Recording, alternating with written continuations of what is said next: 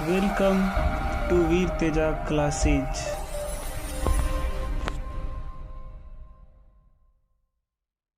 नमस्कार विद्यार्थियों, आप सभी का वीर तेजा क्लासेज में हार्दिक स्वागत है। मेरे पिछले वीडियो में कमेंट बॉक्स में आया था कि सर क्लास 12 की एक्सरसाइज 8.2 के एग्जाम्पल और क्वेश्चन का सॉल्यूशन करवाइए। तो मैं आज उसी संदर्भ में एक्सरसाइज 8.2 के एग्जाम्पल और उनके क्वेश्चन का हल कराऊंगा। अभी कोविड-19 के कारण क्लास 12 के मैथमेटिक्स सब्जेक्ट की एग्जाम नहीं हो पाई है, तो सभी बच्चे अपनी अपनी तैयारी कर रहे हैं। अगर किसी को भी कोई समस्या हो किसी भी एक्सरसाइज में, तो आप मेरे कमेंट बॉक्स में बताइए, मैं आपको उस एक्सरसाइज का एक अलग से वीडियो बना के दूंगा। तो आज हम देखेंगे एक्सरसाइज 8.2। एक्सरसाइज 8.2 जिसमें दो टॉपिक है। एक तो वर्धमान फलन है कि वर्धमान फलन क्या होगा कि विवर्त अंतराल यानी ओपन इंटरवल क्या है कि इनके बीच के मान जो भी आते हैं अंतराल में वो हमें यूज में लेते हैं। ये दोनों इसमें सम्मिलित नहीं होते हैं। किसमें? विवर्त अंतराल में। कि विवर्त अंतराल ए बी में फलन वर्धमान होगा यदि greater than 0, F dash x greater than 0 हो। तो दिए गए फलन का हमें एक बार अवकलन करेंगे, फिर एफ डैश एक्स को 0 के बराबर रखेंगे। किसके? एफ डैश एक्स को 0 के बराबर रख के हम क्रांतिक बिंदु ज्ञात करेंगे। क्रांतिक बिंदु यानी x के मान ज्ञात करेंगे। ठीक है, 1 2 3 जितने भी मान आए उन मान से हमें एफ डैश एक्स में मान रख के देखेंगे कि किस मान पर F dash x greater than 0 है, उस पर क्या वर्धमान फलन होगा। और जस्ट इससे उल्टा है कौन सा? आसमान फलन। ठीक है, आसमान फलन में क्या होता है कि विवर्त अंतराल ए बी में फलन हासमान होगा यदि एफ डैश एक्स क्या हो? लेस देन 0 हो। F dash x less than 0 हो। वही पैटर्न इसमें रहेगा कि अवकलन करेंगे, फिर उसको 0 के बराबर रख के क्रांतिक बिंदु यानी एक्स के मान प्राप्त करेंगे। फिर उन पर हम देखेंगे कि एफ डैश एक्स का क्या साइन आता है, ग्रेटर देन 0 आता है कि लेस देन 0 आता है। उसके अनुसार हम बताएंगे कि फलन वर्धमान है कि हासमान है। एक स्थिति और होती है कि ने तो वर्धमान और ने हासमान, ने वर्धमान और ने ही हासमान। ये स्थिति कब आती है? जब एफ डैश एक्स बराबर क्या है? 0। यानी क्रांतिक बिंदु निकालने के बाद में अगर हम उन बिंदुओं को एफ डैश एक्स में रखें तो एफ डैश एक्स अगर 0 प्राप्त होता है यानी इसका मान 0 आता है, तो वहां फलन ने तो वर्धमान है और ने हासमान है। ठीक है, और हमेशा धनात्मक आएगा तो कौन सा हो जाएगा? वर्धमान फलन, और ऋणात्मक आएगा तो कौन सा होगा? हासमान फलन। एक होता है आपके, देखो दो टॉपिक और भी है इसमें कि निरंतर वर्धमान और हासमान, निरंतर वर्धमान और हासमान फलन। ठीक है, तो निरंतर वर्धमान फलन में तो क्या होता है कि जैसे जैसे हम x का मान रखते हैं, ठीक है, x का मान जैसे जैसे बढ़ता है वैसे वैसे एफ डैश एक्स का मान भी बढ़ता जाता है, यानी ग्रेटर देन 0 होता है। फिर जैसे जैसे हम x का मान रखते हैं वैसे वैसे इसका मान भी बढ़ता जाता है। और निरंतर हासमान में क्या होता है कि x का मान जैसे जैसे घटता है वैसे ही एफ डैश एक्स का मान भी घटता जाता है। तो ये तो इसके बारे में नॉर्मल बेसिक कंसेप्ट था। अब हम इसके एग्जाम्पल और क्वेश्चन के बारे में अध्ययन करेंगे। ठीक है, हम देखते हैं एग्जाम्पल नंबर 7 है। एग्जाम्पल नंबर 7 का सॉल्यूशन कि एफ एक्स बराबर हमें दे रखा है 2x³ - 9x² plus 12x plus 3। ठीक है, तो पहला स्टेप हमारा ये रहता है कि हम इसका अवकलन करते हैं। किसके सापेक्ष? x के सापेक्ष अवकलन, x के सापेक्ष अवकलन। ठीक है, तो x के सापेक्ष अवकलन करने पर क्या होगा? f डैश x बराबर, देखो x की पावर 3 है यानी x की पावर n का d बाई डी एक्स क्या होता है? n x की पावर n माइनस 1। ठीक है, तो घात आगे आ जाएगी 3, तो 6 और एक घात कम तो 6x स्क्वायर। इसी प्रकार इसका हो जाएगा 18x और इसका हो जाएगा 12, और अचर पद का हमेशा अवकलन होता है 0। ठीक है, इससे अगला स्टेप है कि f डैश x बराबर अब क्या रखो? 0। ठीक है, तो देखो 6x square minus 18x plus 12 बराबर 0। ठीक है, अब देखो ध्यान से 6 सब में आ रहा है, तो यहाँ x square minus 3x plus 2 बराबर 0। अब इसके 3x के हम करते हैं टुकड़े कि x square minus 2x minus x plus 2 बराबर 0। तो इसमें तो कॉमन आ रहा है x, तो x माइनस 2, इसमें आ रहा है माइनस 1 कॉमन में, तो x माइनस 2 बराबर 0। तो x माइनस 1 बराबर 0, x का बराबर आ गया 1 और 1 मान आ गया x माइनस 2 बराबर 0, तो x बराबर 2। तो क्रांतिक बिंदु हमारे पास प्राप्त हो गए। क्रांतिक बिंदु x बराबर 1 और 2। ठीक है, तो x बराबर 1 और 2। तो इन क्रांतिक बिंदु पर हम देखेंगे कि कौन कौन से अंतराल में तो वर्धमान फलन है और कौन से में ह्रासमान है। ठीक है, तो इसके लिए आप एक लाइन ड्रॉ कर देंगे। इस साइड में तो आपको पता होता है माइनस अनंत से लेकर संख्याएं होती है और इस तरफ होती है आपके प्लस अनंत, तो बीच में ये लिख देते हैं। देखो यहाँ पे तो आ जाएगा 1 और यहाँ आ जाएगा 2, तो हमारे पास देखो 1 2 3 अंतराल बन गए। ठीक है, कौन कौन से है वो लिख लो कि अंतराल है हमारे पास, एक तो माइनस अनंत से लेकर 1 तक, एक अंतराल हमारे पास है 1 से लेकर 2 तक, एक हमारे पास है 2 से लेकर अनंत तक। ठीक है, इस साइड में लिख देते हैं फलन। अब ये मैंने छोटे कोष्टक यानी ओपन इंटरवल में क्यों लिखा है? क्योंकि विवर्त अंतराल में ये परिभाषित होते हैं यानी इनको सम्मिलित नहीं किया जाता है। ठीक है, तो पहले माइनस अनंत से 1 के बीच में देखते हैं। देखो माइनस अनंत से 1 के बीच में 1 से पहले देखो 0 आता है, और भी संख्याएं आती है लेकिन 0 से देख रहा 0 रख के देख लेते हैं हम कि हमारे पास जो f डैश x था वो तो था 6x स्क्वायर। ठीक है, माइनस 18x प्लस 12। ठीक है, तो अब हम 0 रखा तो 6 0 का स्क्वायर माइनस 18 इंटू 0 प्लस 12, तो ये दो तो हो गए 0, तो हमें क्या बचा यहाँ पे 12। एक धनात्मक मान ही तो प्राप्त हो रहा है।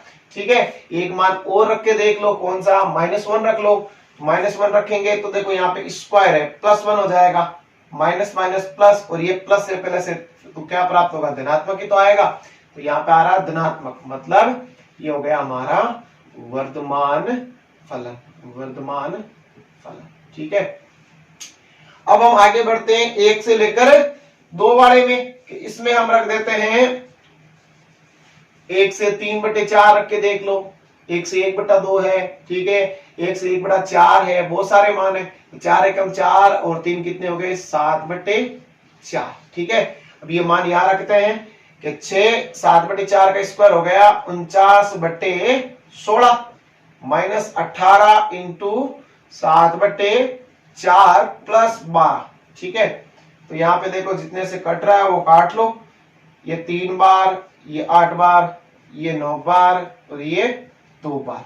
ठीक है, तो ये तो हो गया आपका 120 और 27 147। इसमें हम दे देते हैं 8 का भाग। ठीक है, तो 8 एकम 8 और 67, 8 वाटे 64 30 और 8 3 24 18.3 के समथिंग कुछ। ठीक है, और ये हो गया 7 9 63, तो ये हो गया आपके 31.5 प्लस 12 यानी 18 12 30। ठीक है, तो कौन सी संख्या ज्यादा आ रही है? आपके ऋणात्मक आ रही है, मतलब ऋणात्मक है तो f dash x less than 0 है, तो उसमें फलन क्या हो जाएगा आपका? ह्रासमान, उसमें फलन हो जाएगा ह्रासमान। ठीक है, और भी मान है, ये आपका सब रफ कॉपी का वर्क है। ठीक है, आपको रफ कॉपी में करके 1 2 मान लेके देख लेने हैं। ठीक है, अब हम आगे बढ़ते हैं 2 से लेकर अनंत वाले में। 2 से अनंत में प्लस वाली संख्या कोई भी ले लो, 3 4 कुछ भी, तो 3 लेंगे तो 9 9 चौके 9 छके हो जाएंगे 54 माइनस 18 54 प्लस 12, तो देखो प्लस का ही बच रहा है, 4 का स्क्वायर लेंगे 16, 16 के 96, ठीक है, और 8 के 72, तो फिर भी आपके धनात्मक ही आ रहा है, यानी इसमें क्या आएगा, धनात्मक, तो ये आपका आ जाएगा वर्धमान। ठीक है, तो अब हम क्या लिखेंगे कि अतः माइनस अनंत से 1 और मतलब यहाँ पे यूनियन लगा देंगे, क्योंकि ये सारे संख्याएं साथ में जिनमें ये वर्धमान फलन है, यूनियन है 2 से अनंत में फलन वर्धमान है तथा 1 से 2 में ह्रासमान है। ठीक है, तो इस प्रकार से ये क्वेश्चन सरल हो गया। इसी प्रकार से देखो क्वेश्चन नंबर 9 में है कि वही अंतराल ज्ञात करना है जिसमें फलन दे रखा है, अब वर्धमान और ह्रासमान बताना है आपको।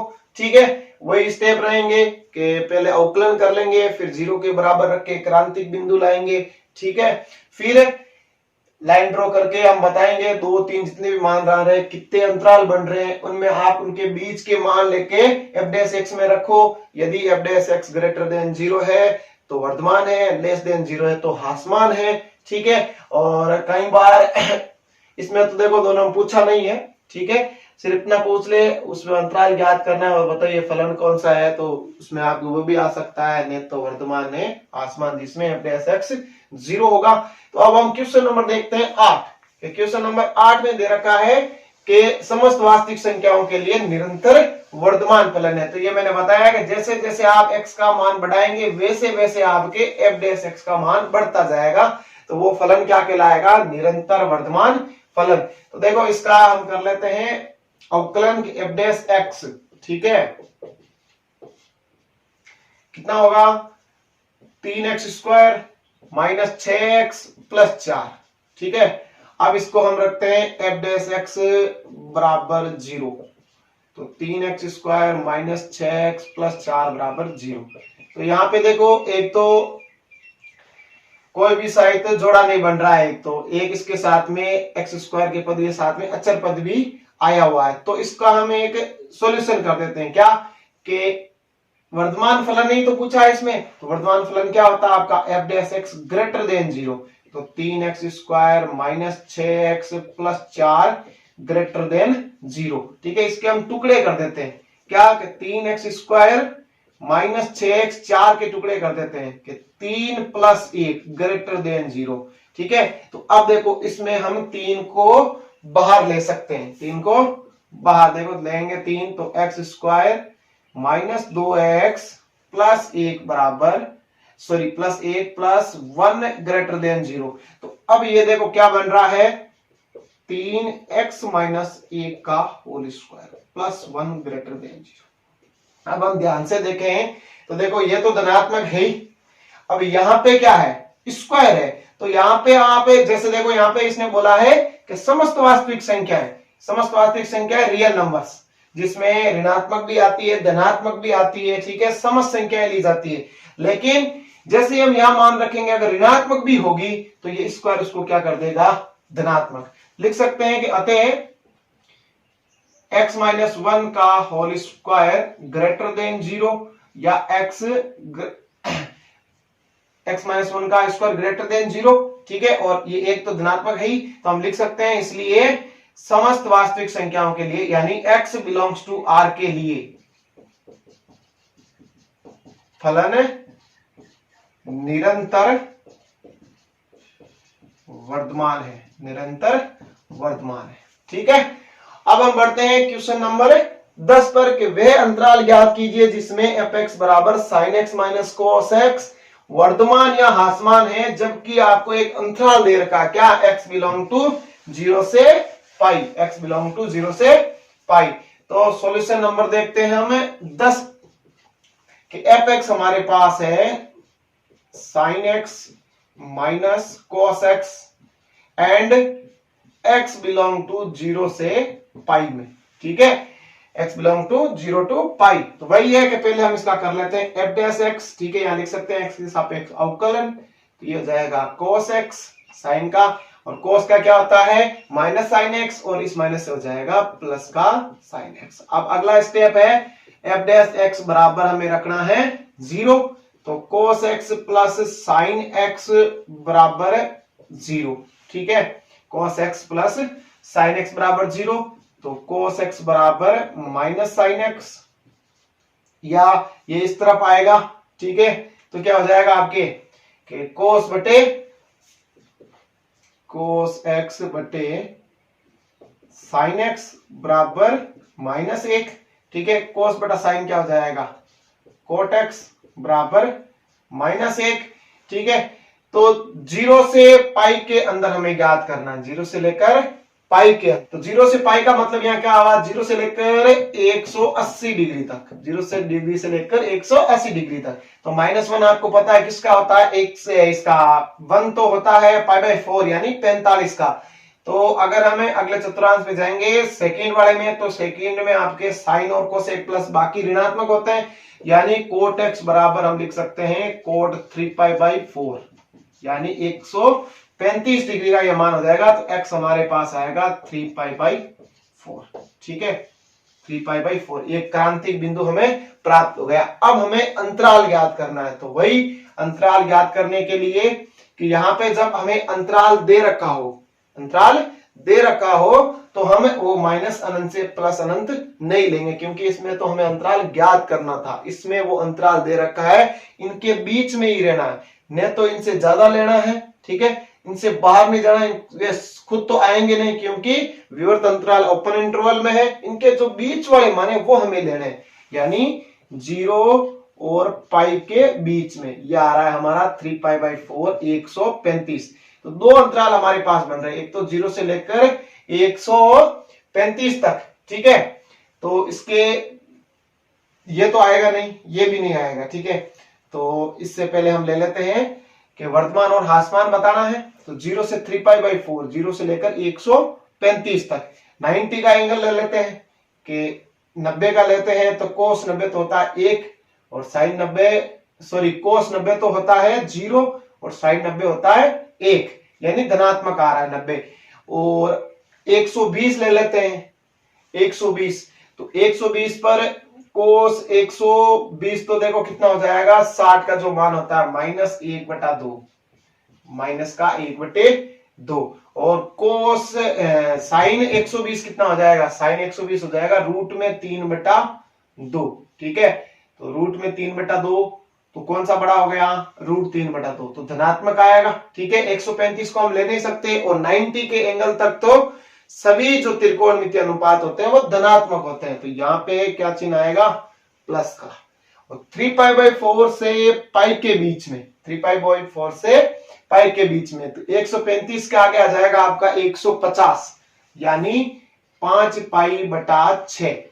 तो कोस 5π/6 कितना हो जाएगा, -√3/2। ठीक है, और ये आपका जो साइन है एक, ये कितना हो जाएगा, प्लस का 1/2, क्योंकि साइन तो 180 तक धनात्मक होता है। तो अब कौन सा ज्यादा आ रहा है, अब आ रहा है माइनस का √3/2। ठीक है, माइनस वाली संख्या ज्यादा है, यहाँ पे आ जाएगा ऋणात्मक। तो हम लिख सकते हैं कि 0 से 3π/4 में तो वर्धमान फलन है, और 3π/4 से पाई में ह्रासमान फलन है। ठीक है, अब लास्ट है उदाहरण नंबर 11 के। उदाहरण नंबर 11 में क्या है कि x के किन मानों के लिए फलन fx बराबर x/1 + x² वर्धमान तथा ह्रासमान है।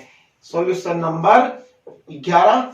ठीक है, fx बराबर x/1 + x²।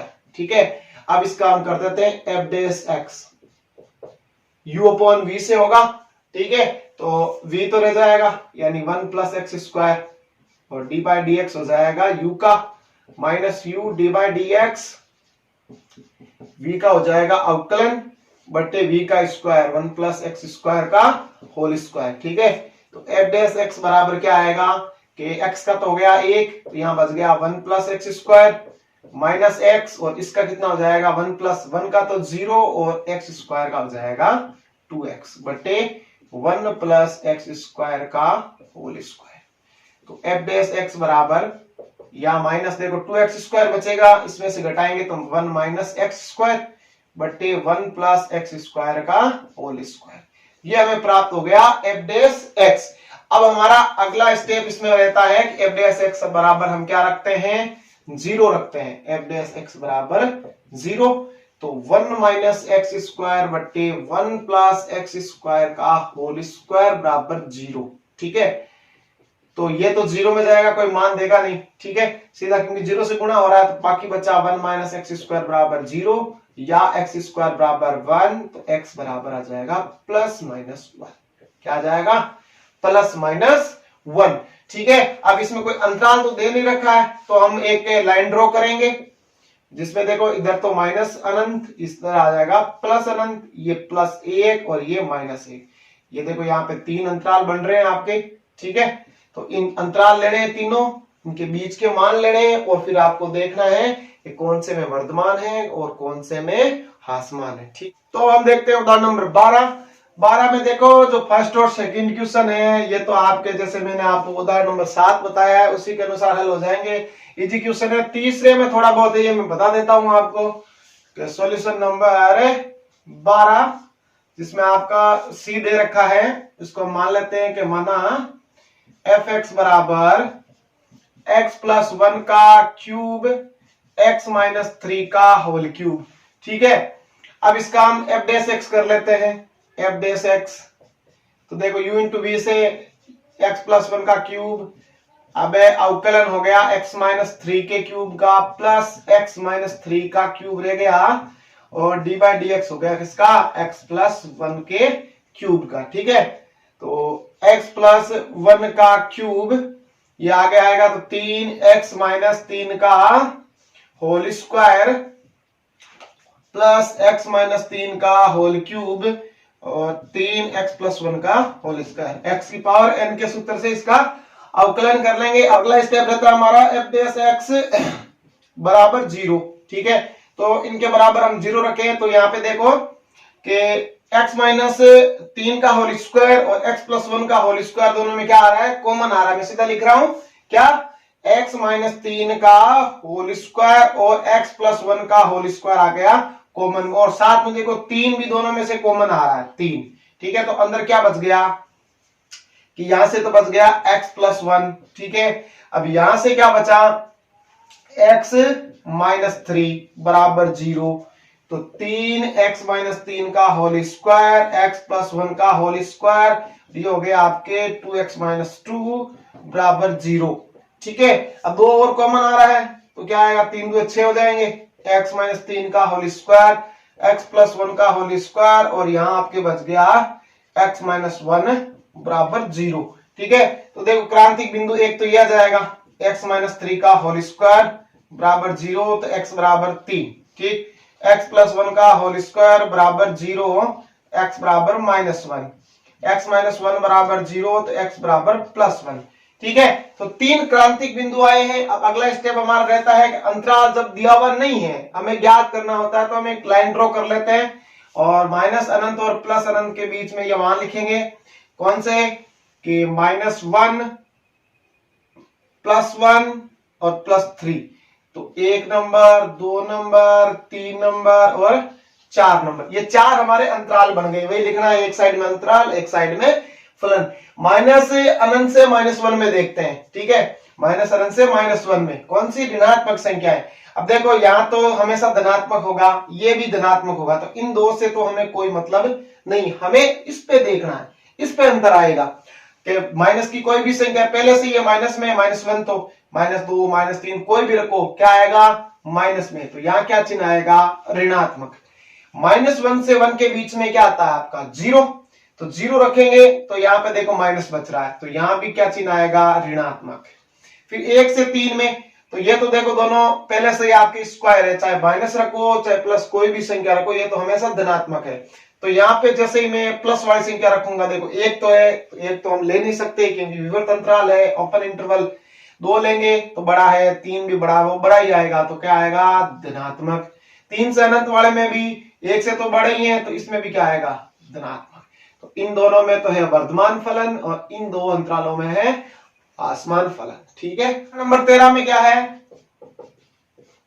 कि सिद्ध करना है 0 से π/2 में। ठीक है। y बराबर एक आपको फलन दे रखा है, y बराबर है 4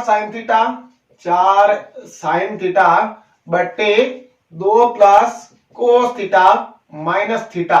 इसमें आपको क्या बताना है, वर्धमान फलन। ये हमें सिद्ध करना है कौन से अंतराल में, 0 से लेकर π/2 में। ठीक है, 0 से लेकर π/2 में। तो हम क्या करते हैं, थीटा के सापेक्ष इसका अवकलन कर लेते हैं, थीटा के सापेक्ष। ठीक है, अवकलन तो क्या आ जाएगा dy/d थीटा। ठीक है, बराबर ये आपका हो जाएगा u/v से, तो 2 प्लस कोस थीटा रह गया, और कोस थीटा ऊपर क्या है आपका जो u है वो 4 साइन थीटा है, तो क्या हो जाएगा 4 कोस थीटा। ठीक है, माइनस फिर आपके 2 प्लस कोस थीटा तो यहां रह गया, अब यहां आ जाएगा 4 साइन थीटा, और इसका देखो अवकलन 2 का तो 0 जाएगा, कोस का क्या हो जाएगा माइनस का साइन थीटा। ठीक है, बट्टे 2 प्लस कोस थीटा का whole square, 2 plus cos theta का होल स्क्वायर। थीटा का थीटा के सापेक्ष क्या हो जाएगा 1, तो -1। तो आगे क्या हो जाएगा dy/d थीटा बराबर, गुणा करवा देते हैं 8 cos theta plus 4 cos square theta minus minus plus 4 sine square theta. यहाँ पे -1 है तो लघुत्तम लेंगे, तो सरसमीका 4 plus cos square theta plus 4 cos theta बट्टे 2 प्लस कोस थीटा का होल स्क्वायर। ठीक है, अब यहाँ पे देखो ऋणात्मक चिन्ह था, तो यहाँ देखो मैंने कोष्टक लगाया नहीं है, यहाँ कोष्टक लगा के बाहर क्या लिख देंगे माइनस का चिन्ह। ठीक है, dy/d थीटा बराबर 8 कोस थीटा, यहाँ 4 कॉमन लेंगे तो cos square theta plus sine square theta, जो कि क्या हो जाएगा 1, तो यहाँ पे मान इसका आ जाएगा 4, और -4 minus cos square theta -4 cos theta. ठीक है, बट्टे में 2 प्लस कोस थीटा का होल स्क्वायर, तो ये तो कैंसिल हो गया, तो dy/d थीटा हमारे पास रहा 8 में से 4 गए, 4 cos theta minus cos square theta बटे 2 प्लस कोस थीटा का होल स्क्वायर। तो एक बार वापस देख लेते हैं कि इसका मैंने u/v से किया, थीटा का थीटा के सापेक्ष हो गया 1। ठीक है, फिर लघुत्तम करने अवकलन करने, फिर अवकलन करने के बाद में ये लघुत्तम ले लिया यहां से। ठीक है, ये सॉल्यूशन करके हमारे पास जो dy/d थीटा बचा वो 4 cos theta minus cos square theta बटे 2 प्लस कोस थीटा का होल स्क्वायर। तो अगला स्टेप हमारा क्या होता है, इसका अगला स्टेप है कि इसके बराबर हम 0 रखते हैं, dy/d थीटा के बराबर में 0। ठीक है, तो 4 cos theta minus cos square theta बटे 2 प्लस कोस थीटा का होल स्क्वायर बराबर क्या है 0। तो ये तो 0 में चला जाएगा, और इसमें आपके कोस थीटा आ रहा है कॉमन में। ठीक है, तो यहाँ पे बच गया 4 माइनस कोस थीटा बराबर 0। अब देखो इसके बराबर 0 लेंगे तो क्या आएगा, cos theta 4 minus cos theta बराबर 0, तो कोस थीटा बराबर 4, और तो थीटा बराबर कोस इनवर्स 4, जो कि कोई मान नहीं है यहाँ पे। ठीक है, क्योंकि हमें अंतराल 0 से π/2 है, तो हम ये मान लेंगे कि यहाँ कोस थीटा बराबर 0, तो थीटा बराबर आ जाएगा π/2। ठीक है, और यही हमारा देखो इसमें दे रखा है 0 से π/2 में वर्तमान फलन है, थीटा बराबर π/2 है, तो π/2 मतलब प्रथम चतुर्थांश जिसमें सभी धनात्मक होते हैं, तो अतः हम लिख सकते हैं अतः 0 से π/2 में दिया गया फलन वर्तमान है। ठीक है, अब हम आगे देखते हैं इसका लास्ट उदाहरण नंबर 15। ठीक है, उदाहरण नंबर 15 क्या है, ए के वह मान समूह ज्ञात कीजिए जिसके लिए अंतराल 1-2 में fx बराबर x square plus ax plus 1 क्या है, वर्तमान है, वर्तमान। ठीक है, तो वही कि f' कर लें इसका 2x प्लस a। अब जो हमें अंतराल दे रखा है इसमें वो कितना है 1 से 2, यह आपका सेवर्त अंतराल है, यानी क्लोज इंटरवल, यानी 1 और 2 दोनों इसमें क्या है आपके सम्मिलित है। ठीक है, तो x का मान क्या है, यहाँ पे x का मान 1 से बड़ा या उसके बराबर है, क्योंकि क्लोज इंटरवल है। ठीक है, और 2 से बड़ा और उसके भी बराबर। तो हम क्या करेंगे, इसको हम ये फलन बना लेंगे, कौन सा f' तो सबसे पहले हमें क्या करना पड़ेगा, 2 से गुणा करना पड़ेगा। कि 2 से गुणा करेंगे तो 2 और यहां हो जाएगा 2x और यहां कितना हो जाएगा आपके 4। अब ए सब में क्या कर देंगे प्लस, या 2 plus A greater than 2 plus a less than equal 2x plus a, और यहां भी ए जुड़ जाएगा। तो यहां पे देखो क्या हो गया कि 2 plus a less than equal f dash x आ गया यहां पे, ठीक है। तो अब क्या करना है हमें कि F dash x greater than 0 लेना है। क्या लेना है, F dash x greater than 0, ठीक है। तो यहां हमें एक के कितने मान प्राप्त हो रहे हैं, एक तो हमें 2 हो रहा है माइनस का 2, ठीक है। 2 plus A greater than equal to 0, A greater than equal to -2, ठीक है। एक 4 plus A greater than equal to 0, A greater than equal to -4। तो रेखा पर देखें, ये माइनस अनंत हो गया, ये -4, ये आपका -2, ये प्लस अनंत, ठीक है। यहां पे देखो कौन सी हमें क्या पूछा है, वे मान याद करना है, ठीक है, जिसमें अंतराल वे न्यूनतम मान है, शायद मैंने लिखा नहीं है यहाँ पे, न्यूनतम मान है। न्यूनतम यानी कम से कम, यानी ज्यादा भी हो सकता। तो यहाँ सबसे बड़ा मान क्या है कि अगर -4 और इनसे बड़ा होगा, ठीक है, तो -2 तो है ना यहाँ पे, -2 से अगर बड़ा हो गया तो इन सब से तो ये अपने आप ही बड़ा हो गया, यानी ये किस तरफ बढ़ेगा, -2 से लेकर अनंत तक, ठीक है। तो हम लिख सकते हैं ए का वह मान न्यूनतम मान, ए का वह न्यूनतम मान -2 है, और समूह क्या हो गया इसका 2 से अनंत तक, समूह हो गया 2 से अनंत तक। प्रश्नमाला आपके 8.2 में भी सेम पूरा क्वेश्चन है, उसमें आपके ये समूह नहीं पूछा है, ठीक है। क्वेश्चन नंबर 15 है सही, यानी वो सबसे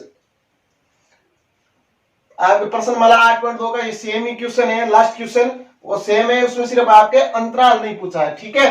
तो एक बार वापस देख लेते हैं कि एफ एक्स था, एफ डैश एक्स किया, फिर अंतराल 1 से 2 कौन सा था आपका, सेवर्त अंतराल था, यानी ये क्लोज इंटरवल, यानी 1 के बराबर भी है 2 की, यानी इन दोनों को हम सम्मिलित कर सकते हैं। x का मान मैंने लिया कि 1 से बड़ा या उसके बराबर, 2 से छोटा या उसके बराबर। फिर मैंने एफ डैश एक्स बनाया, ठीक है। फिर ये मान लिए, 2 मान हमें आए, एक तो -2, एक -4।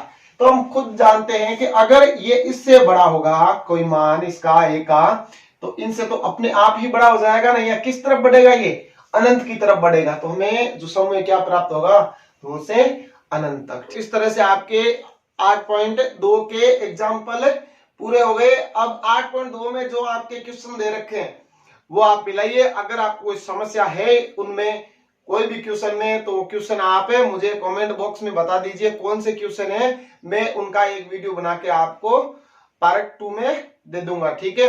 जब तक आप 8.2 को सॉल्यूशन कीजिए, और जो क्वेश्चन आपको नहीं आ रहे हैं, ठीक है, उन क्वेश्चन की संख्या आप कमेंट बॉक्स में लिख दीजिए, मैं आपको अगले वीडियो में उनका सॉल्यूशन दे दूंगा, ठीक है। धन्यवाद।